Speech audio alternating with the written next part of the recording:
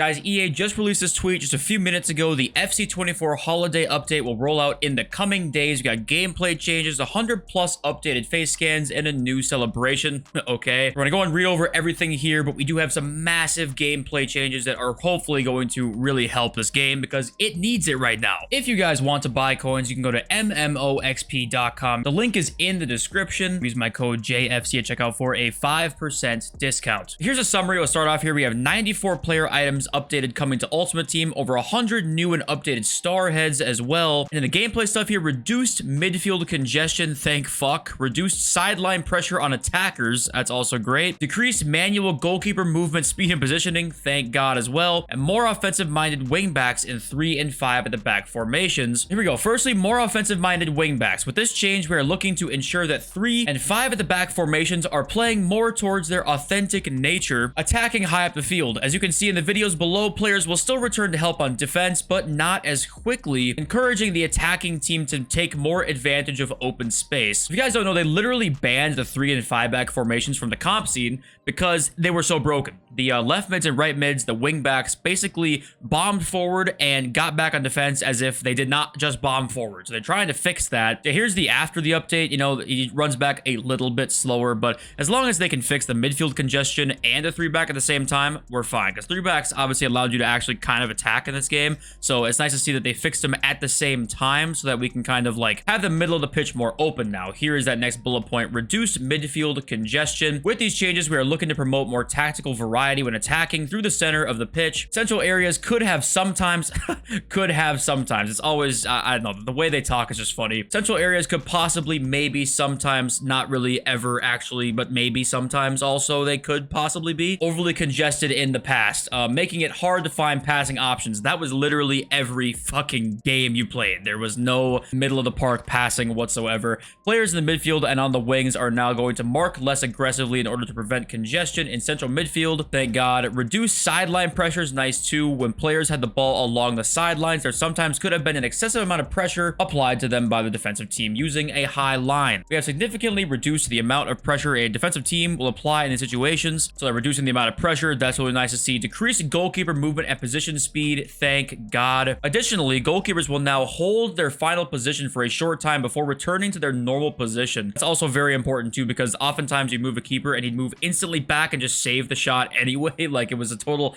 not risk reward system. It was just more reward than risk. Okay, let's look at the before and after the goalkeeper movement here. So you can see right when he kind of stops being moved, he runs instantly back in the spot. Let's see how it looks like after. So he runs backwards, kind of runs to the side, and he pauses for like a split second there. That split second will make all the difference in my opinion. Like, that will instantly make the shot probably go in, if I had to guess. Of course, it could still be broken. I have no idea, but that seems like it's going to help a lot. So hopefully that is nice. Finesse and Finesse plus playstyle adjustments. Well, this one I am not so sure about. Let's read it though. With this update, we have adjusted the shot accuracy by players with the Finesse and Finesse shot plus playstyles as they were more effective than intended, resulting in an excessive amount of goals with this type of shot. Our intent with this change is to reduce the number of inauthentic goals scored from players with the Finesse and Finesse shot plus playstyles. I don't know about that one, honestly. Apart from outside the box, yes, those are probably a little bit too good, maybe. But inside the box, it should be a really, really, like, high percentage shot. Really high percentage shot. And shooting in this game is not as good as it was last year, so I'm hoping that did not get worse. They slightly reduced the top speed of players using controlled sprints. Okay. Maybe it could have been a little too good. I'm not sure if we needed that too much, but okay. This does say this change does not prevent players who excel at exploiting space with their controlled sprint from doing that. So maybe it's going to be a nerf for like the lower rated cards, maybe like the lower dribbling guys who don't have maybe technical or technical plus, maybe. Power header and power header plus playstyle adjustments. Significantly reduced header shot accuracy when performed by players with the power header and power header plus playstyles. I think this is more of like a pro clubs thing. This has been a real problem in pro clubs with the whipped pass and the power header plus, because I don't think it's been too broken. Maybe it has been in Ultimate Team, but I feel like I haven't seen that too much. It says, you know, they were more effective than intended. We made it more to like real life football, which, you know, probably not. But anyway, let's look at the Ultimate Team and more section here. We got new player items in Ultimate Team. We've got some familiar faces coming with Santi Cazorla, Adama Traore, who's gonna be an SBC we saw leaked, Alex Oxlade-Chamberlain, Sergio Ramos also is coming back. So 94 new players. You know, most of them are gonna be non-rare golds and shit like that. It's not gonna matter too much, but it'll be fun to possibly get promo cards later down the year. And oh, there literally is player moments Adama Traore. Okay. A right wing back with quick step Reset plus Flare and Rapid playstyles. Okay, so we already have this leaked, which is kind of interesting. And Radioactive Ismail Benacer. With our gameplay updates, we're looking to make deep-lying playmakers a more viable option. Thank you. Thank you for that. And I like how they're kind of like theming an SBC around the update. It's kind of cool. Tiki Taka Plus, Pinged Pass, Incisive Pass playstyles. Okay. And they updated Benacer's Starhead as well, which is kind of cool. More Starheads here. Looks like we've got Kobel. Managers like Luis Enrique as well. There is Kobel. Refresh main menu. We got a winter main menu update. Okay, I like that. I like getting into seasonal stuff like that. I actually do. I know it sounds dumb, but this adds more of an atmosphere to the game than you think. And you'll remember that in future years. New Diogo Jota celebration. Okay. The EA Sports FC Triangle logo wore a celebration for Diogo Jota. Now listen, for the last few years, we have always said, hey, we don't want patches because they end up, we think at least, that they end up breaking the game or making the game a lot worse. I think this year, though, this gameplay was so in need of a patch that hopefully this really does come to fruition, like reduced midfield congestion, the reduced sideline pressure. These things are super important, and I guarantee you they will help keep the player base on this game. Even if the gameplay stays exactly the same, which it's still not great, even with the reduced stuff here, if it does play like at least they want it to, you know, as intended here, this patch when it comes through reducing those kinds of things. Even if the gameplay stays exactly the same outside of those things, this is still going to be a massive improvement and keep people on this game because you can at least play somewhat football sometimes. Because right now, you could not at all, like legitimately not at all, unless the opponent was just not that good or their tactics were kind of fucked up. If you played somebody with good tactics, didn't overly second man press, wasn't too aggressive on defense, I mean, there just wasn't real football being played. I know FIFA a lot of the time there isn't real football being played, but especially this year, it was really, really bad. And I do also like that it seems to be, when you read these two things here, the role of wingbacks in today's football is highly dynamic and demanding. With the recent gameplay changes, we aim to represent this role as authentically as possible. Now, ignore the authentically as possible part because I don't, you know, that stuff is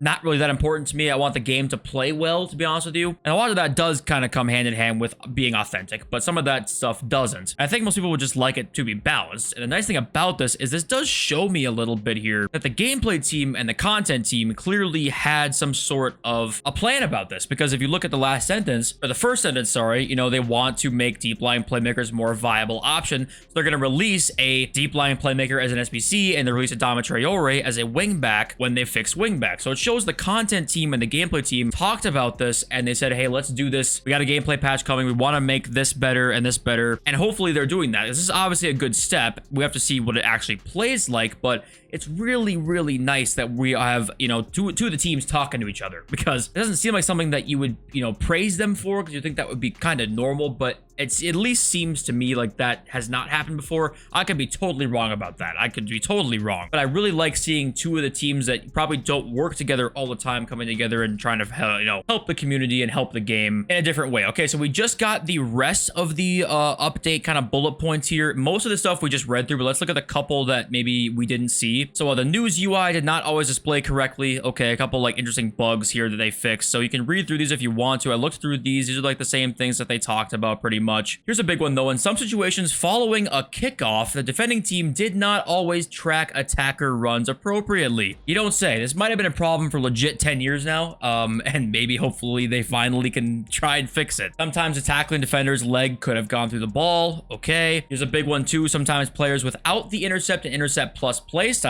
could have incorrectly triggered slide interceptions animations exclusive to those playstyles. I was seeing Neymar come sliding in and intercepting balls. I mean, seriously, that shit was insane. Another interesting thing here, we've got in certain situations, goalkeepers did not attempt to save a penalty kicks aimed at the middle of the goal. I don't exactly know when that was the case, when that was not the case. Improved referee logic when determining red card, advantage calls, and a couple other more bug fixes there. Nothing too crazy. Updated some UI elements, out of match scenes, you know, whatever. Still no pre-match cutscenes for career mode, I still think, or the lineups I'm talking about. That's still not a thing. And then we have, in some scenarios, adaptive triggers could have become enabled unintentionally. That's been a problem since the beginning of last year that they've not fixed. And they have had in the patch notes before this problem being fixed, and here it is again. So, will it be fixed? Don't ask me, but hopefully. Okay, I'm not gonna lie, a lot of this stuff is really, really promising. I'm really happy with this. Now, of course, this is all dependent on, is it implemented like legitimately well? Because that, if it is, that's awesome. And hopefully it is, and if it's not, then obviously that sucks, and then this was kind of for naught. But all we can do is wait and say, hey, this was a W, and thank you. In my opinion, of course, you might not like it as much, maybe more pessimistic about it, but let me know what you think in the comments, and I love you all. I'll see you next video. Over soon. Peace.